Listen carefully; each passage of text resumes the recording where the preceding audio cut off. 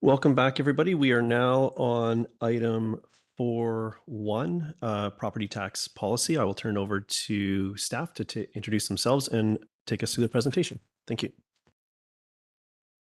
Good afternoon, Mayor and Council. My name is Laura Turner, Director of Financial Planning and Reporting, and I'm joined by Heather Boxrood, General Manager of Financial IT and Procurement Services.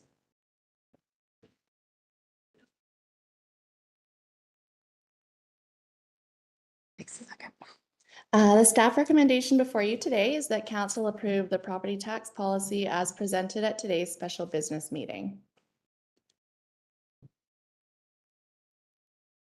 Just a reminder that under Section 197 of the Community Charter, the district must by bylaw establish property tax rates before May 15th of the same year. The district sets tax rates for municipal purposes, which are based on the tax revenue requirement outlined in the approved 10-year financial plan.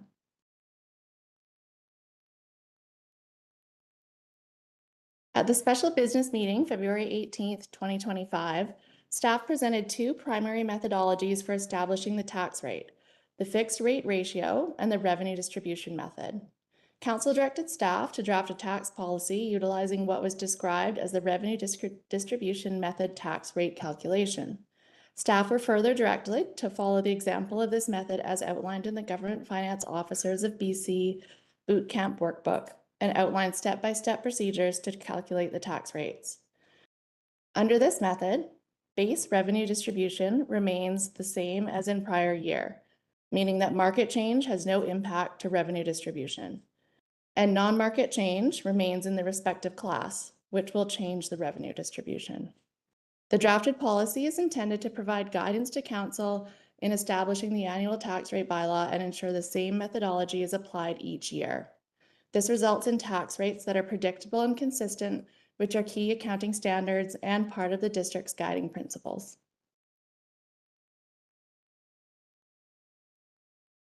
As outlined in the proposed policy, tax for an individual property is calculated by multiplying the assessed value of the property by the tax rate, which is expressed as a dollar figure per $1,000 of assessed property value. The municipal tax rate establishment process has two defining steps. First, determine the annual tax revenue requirement through the adoption of the annual 10-year financial plan. And second, determine how much each property tax class should contribute based on the tax rate calculation methodology outlined in the tax policy.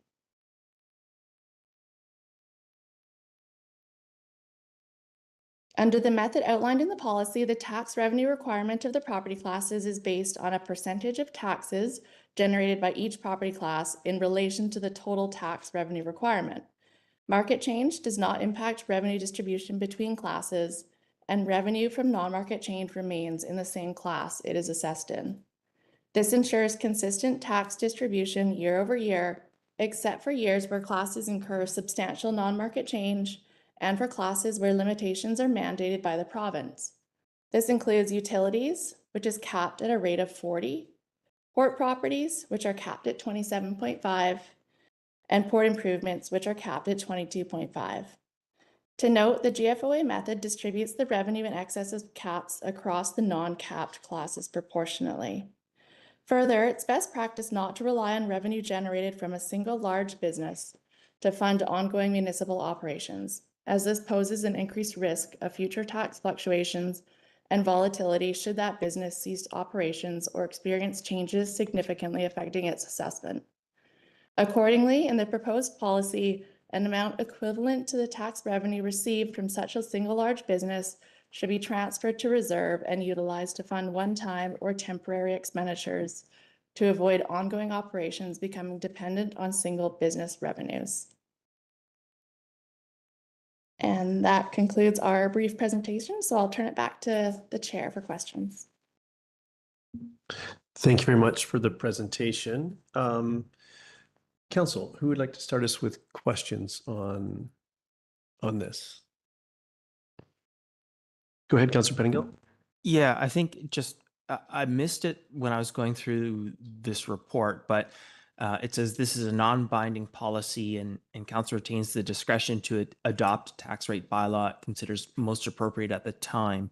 So I just want to add a bit more for myself, I guess, clarity around that. The idea here is what is in this policy is sort of uh, what we what sort of a starting point for council each year. So we sort of we're asking for this calculation or this approach to be used to give us our starting point, and then it's up to us to decide if we want to make further adjustments, and that's sort of the totality of the policy. This is kind of the first step in how we decide actual tax rates. Is that the idea?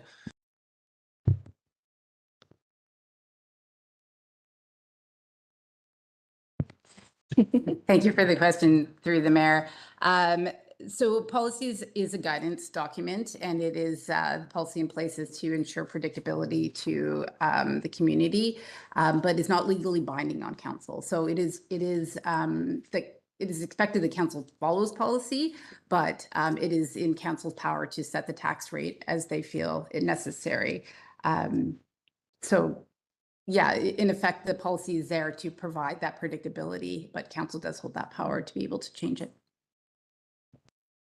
And just sort of what is in my head as I ask that is, before I was on council, I recall discussions about zoning, and I don't know what was in council's heads when they finally voted on the zoning things, but there was a conversation about limiting some of the commercial or business uses in residential areas, because then there would be possibly fewer brick and mortar, which would then result in less taxation.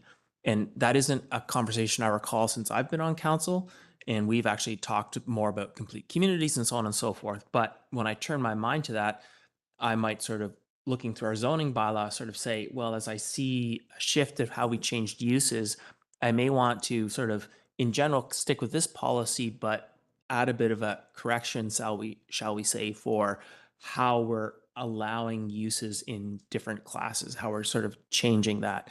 And so in my mind, I wanted to make sure that I would still have, notwithstanding what's in here, once in a while, a chance to think about all the other zoning changes and other policy changes we've made, and sort of make any sort of final adjustments here, and that this sort of gives us that flexibility still. Thank you for the question, and thank you for the additional clarity.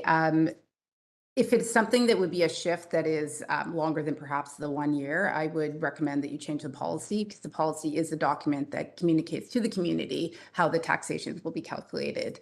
But as I said previously, it does not bind council legally to how the rates are calculated within the policy. But just to follow up on that, like in my mind, this policy doesn't speak to any sort of starting point ratios. It just effectively how the ratios do or don't shift year over year. In my mind, I might look back at those historical zoning changes and say there needs to be a one-time shift in the ratios. We do that one time, and then this policy continues to work. And so it's just that opportunity for that. And I think this allows that. I think that's what you're saying. I just want to make sure, or is there a different way that sort of thing should be addressed? Yeah, thank you for the question through the chair. So what staff brought to council in February of 2025 was a shift in methodology of calculation. So in the previous, which I think is what you're referring to, the previous calculation, and historically what the district has been doing up until 2 years ago, or till last year, sorry, was the tax ratio methodology, and it allows for that agency within the policy to adapt year over year. What was directed to staff was the revenue distribution method. So we had the two policies side by side. The revenue distribution, the very inherent nature of the revenue distribution is to keep the revenue distribution year over year the same, with the exception of non-market change. So if you are looking to change the ratios between classes, you would inherently not be working towards what is currently in policy. It would be a different calculation, a different methodology. Last one, and we'll go around, and if you're still not satisfied, we can come back to you. Yeah, and so maybe what I'm, without realizing and asking, is for a hybrid. But I think where my head is sort of at is like, as sort of a 19 out of 20 years, I like this approach. But sort of looking back, there may be that 1 year I want to make that one-time correction to ratios, which then just continues on. So is that something that we would this is good enough and we could use this for that? Or would that require a different policy that says, you know, once in a while you might do ratio correction and that line is missing? Or Yeah, thank you for the question. In that instance, and maybe I'll just be really clear in an example, should council be looking at wanting to change for the revenue distributions for one particular year, staff would ask for that motion very early on during possibly the financial planning time. That would allow for the time to recalculate in a different, contrary to policy methodology, and in a statement to the community of that change would be appropriate. Then certainly staff can bring that new calculation methodology that would achieve that goal. Ultimately, it is council's power to choose how they want to distribute taxes. Thank you. Other questions? Councillor Hamilton, go ahead. Thanks very much for the work on this. I really think the revenue distribution model is it's a more logical way to propagate our tax rates from one year to the next. And on the core of that is that the market change has no impact on revenue distribution. Can you show us an example, the 2026 example, to show us whether how that revenue distribution doesn't change for the 2026 example when this is applied to our 2026 tax rates? Thank you for the question through the chair. We do have a slide that prepares the methodology that was directed to staff in February 2025, aligned with the GFOA method. If that is what you're looking for, we do have that as a side slide. Yeah, I guess showing us that distribution is remaining the same from 2025 to 2026. Is the increase applied to each class the same?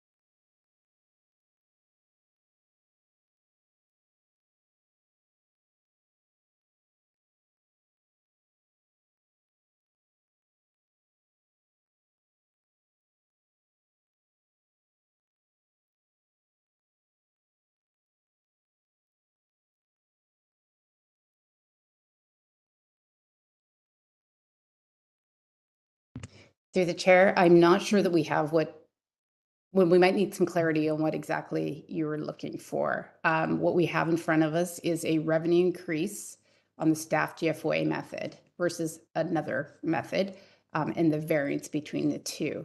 Now, whether or not that's what you're hoping to achieve. Just the percentage increase on each of the uncapped, obviously the capped aren't relevant here. Okay. The percentage increase on each of the uncapped classes as this method is applied to the 2026. Okay. I think that's tax. two ones, right? Yeah. I'm gonna say sure.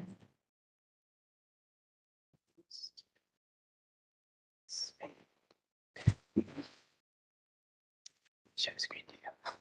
Mm-hmm.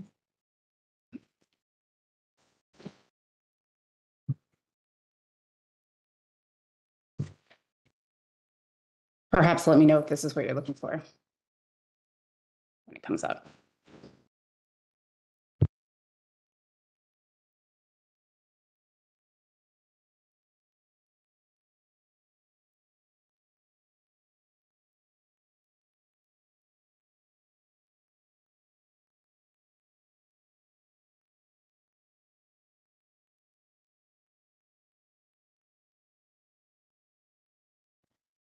So it's just the staff GFOA part that I was asking about. And So in the uncapped classes there, we've got residential, so utilities, major industry are capped. And so for the rest of the uncapped classes, we have slight fluctuations in the revenue increase on the base. Do we have a clear understanding of where those fluctuations are coming from and whether there's a way to alleviate those small fluctuations in the model?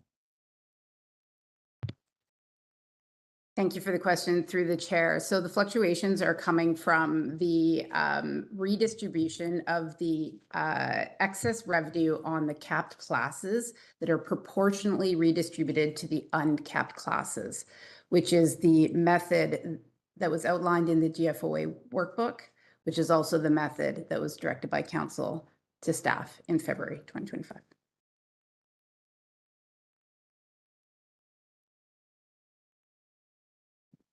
Okay, so those are pretty small differences. This is not substantive and enormous changes to the tax rates that we're going to be setting. The Hamilton column there, it's of course, there is a mechanism, there is a way to do this calculation, and I geeked out on this, acknowledge.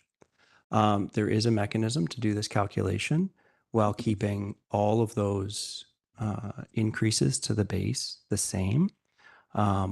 If staff would like that, I'm happy to share it, but I'll recognize at this point that if staff would feel more comfortable maintaining their calculation as is, I don't see it making a substantive change in the tax rates moving forward. Okay. Thank you for that. Council will be looking for additional questions, or I'm through my speakers list. So if we are ready for a motion, this would be, perhaps that's where we are. So I'll make sure that I see everybody online. Councillor Pettingill, sorry, was that your hand? No. Oh, Councillor Stoner, yep, go ahead. Your raise hand function matches the color of your ceiling, which might be a bit challenging, but I'll keep my eyes out. Thank you. No problem. Thank you. Through the chair, a few questions, and appreciate the work on this. I understand that this is the method that we directed a year ago, and I do think that it still is a rational method to pursue. I think one of the challenges that I have with the policy is, as I read through it, it's really difficult to understand how we're actually setting our tax rates. I'm been sitting in this chair for a while. I'm pretty familiar with the terminology in it. And so I'm just curious how we bring community along in understanding this methodology or what it means for them. Like, I hear it is intended to address our long-term financial plan values of stable taxation. But if I were to read this policy, I wouldn't know that that was the case necessarily. So I'm just wondering if staff can speak to how we communicate about this, given the complexity of the item in front of us. Thank you for the question and through the chair. So yeah, I appreciate this is highly complex, particularly when it is not to somebody who's trained in the field. This is atypical that we've provided procedures and steps. It was a request of council to provide more transparency, and the guidance or the direction was to outline the steps that would be achieved if someone were in the community would have all the information. It's a complex thing to explain. It would be similar to, explaining how financial statements are together. It isn't the role of staff to inform the complexity of something like this. This is of the professionals to create. But certainly we have started to open that door. And this, at this point is what we have in front of us in terms of steps. But I have not seen it in any other community in effort to try to describe the complex calculation. Okay, thank you for that clarity. And I recognize that this is perhaps a step beyond what we have done in the past in terms of transparency for this work. So I think that that's great, and appreciate that context relative to what other communities have done.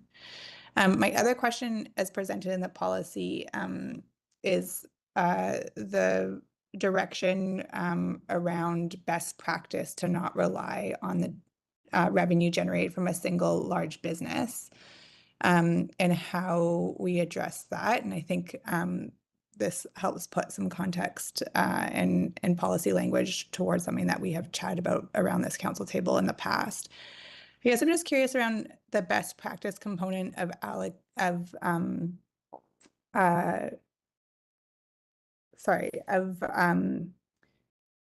looking at moving the equivalent amount of taxation from a single large business class, transferring that to reserve versus that being like 90% of the equivalent taxation.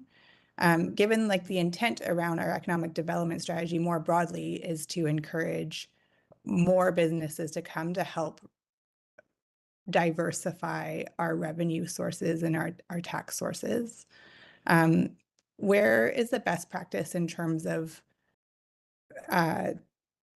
just that as presented, the effort to transfer the equivalent amount or a portion of the amount generated from taxation from a single large business into reserve, and if staff have any insight there on what other communities have done or what best practices. Thank you for the question through the chair. So the best practice is to not create a reliance. That reliance is up to the financial planning and the council to sort out at what point in time is there a reliance. Reliance is created by any single large business, and at this point that it has a substantial impact on taxation in terms of magnitude. At this point, this is what we're recommending in terms of transferring the equivalent of a single large business to help our asset management reserve funding strategy and our need around the capital planning generally. Again, it is a financial planning discussion and decision. At this point, we're doing this through the amendment, although it was definitely highlighted during our financial planning process that our capital reserves are lean.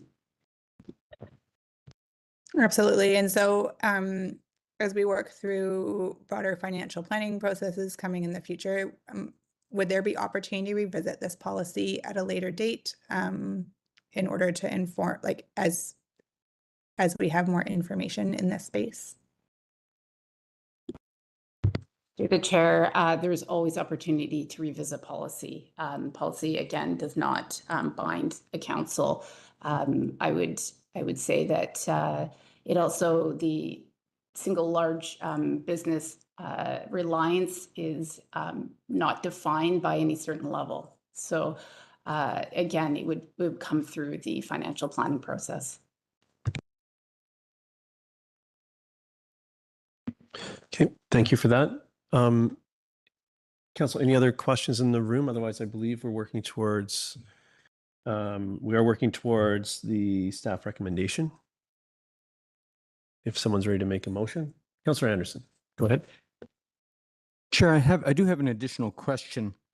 It's based on the observation that this past year at the UBCM Convention 2025 and at the convention in 2014, the matter of the port tax cap, the Ports Property Tax Act came forward.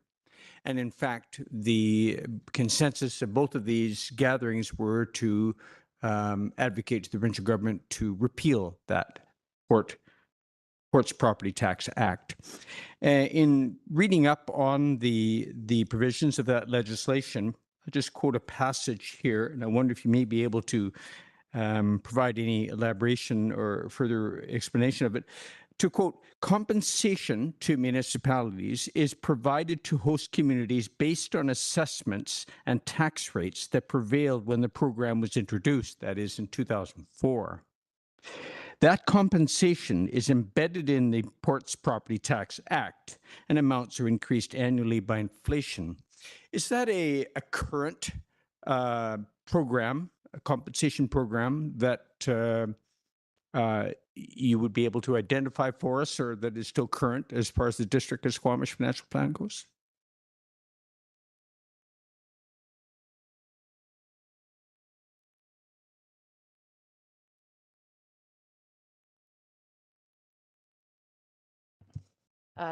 Thank you for the question through the chair. The Port Property Tax Act caps the port rates. Anything to do with inflation would just be if they were below the capped rates. Currently, the district's port and port improvement has met the caps. So inflation would not be a situation where we could enact, if that's your question. The port property tax is very much still in play. Thank you. That helps. The reason why I ask is because we, as the District of Squamish, are asked, in particular by the Prince Rupert, City of Prince Rupert, to join them in advocating for the repeal of this act. And we were asked last year through the UBCM convention, and very directly in 2014, when in fact we had a presentation to the council of that day. I raise this because we might keep it in mind that it is something that is significant for a particular ratepayer in Squamish and employer, and it has been extended twice, but its fate isn't all that clear when the majority of local governments at UBCM gatherings actually vote to repeal it.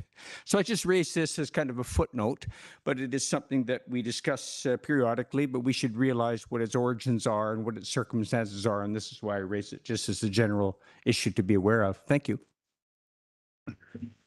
Thank you for that. If there's any remaining questions, this would be the opportunity. Otherwise, I'd be looking for a motion if someone's ready to move. And Councillor Anderson, if you could turn your microphone off, just thank you. I'll move the staff recommendation, and if it's seconded, I'll speak to it.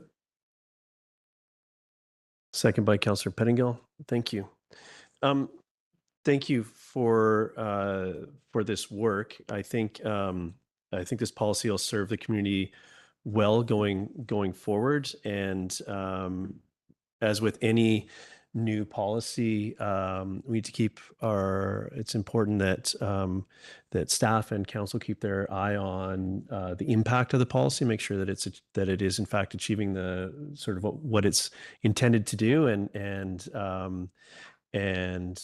look at it from time to time. So it'll be interesting to see how this works going forward. But I think this is it's important to take this step and have a policy on how property tax is handled in our organization. So I think this is an important step forward, and hopefully it'll be impactful to folks in the community in the right way of consistency and fairness over time.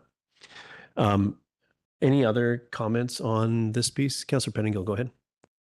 Yeah, thanks. I appreciate this. Looking at Squamish's history and the impacts of losing the mill and so on, I think, and it has been a point of discussion that sort of building a more diverse, robust tax base with no single point of failure makes a lot of sense. So seeing that enshrined in the policy, I think, is a good thing.